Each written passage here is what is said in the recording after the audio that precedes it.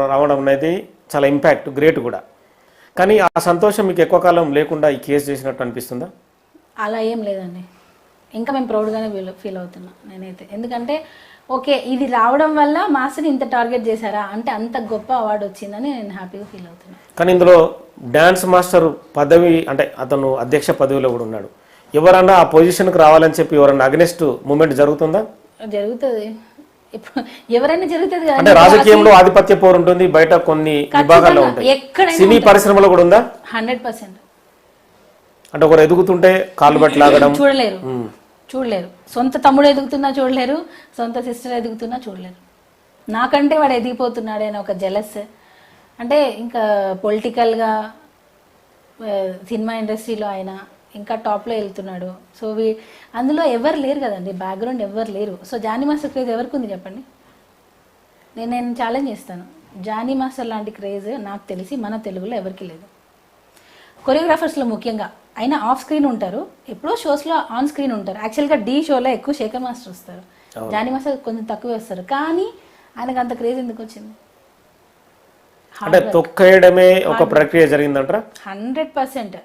ఆయన అంటే జెలస్, చాలా మందికి జెలస్. ఆయన ఉండే విధానం జెలస్, ఆయన ఉండే స్టైల్గా ఉండే విధానం జెలస్.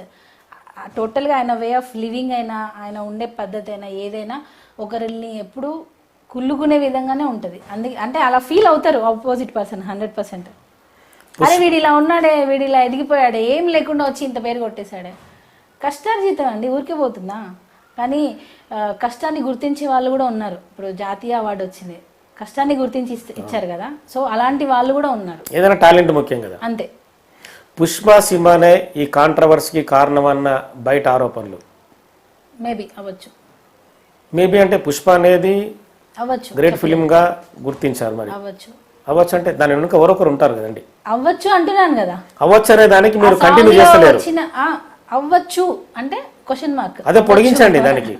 అవ్వచ్చు అంటే నేను ఇప్పుడు మాస్టర్ అక్కడ ఉన్నారు అని అంటే కూడా నేను ఎందుకు నవ్వుతున్నానంటే నా పిల్లల కోసం. ఇప్పుడు ఈ ఇంటర్వ్యూ టీవీలో చూస్తుంటారు, నేను ఏ వీడియోలో కూడా నేను ఏడవను, ఎప్పుడు నేను ఏడవను. ఏదున్నా నేను ఫైట్ చేస్తా.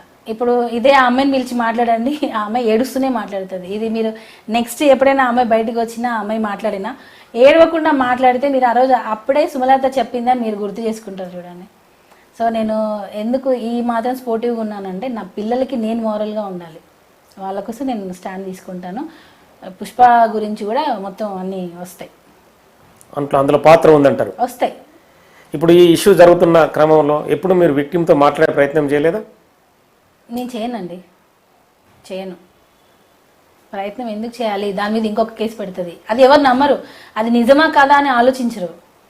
ఏమంటారు, మళ్ళీ వచ్చింది, మళ్ళీ నన్ను అత్యాచారం చేసింది, వాళ్ళ భర్తని లోపల తోసేసింది, తోసానని నా మీదకి మళ్ళీ ఇప్పుడు చంపడానికి వచ్చింది, నన్ను చంపేసింది అని కూడా పెడుతుంది.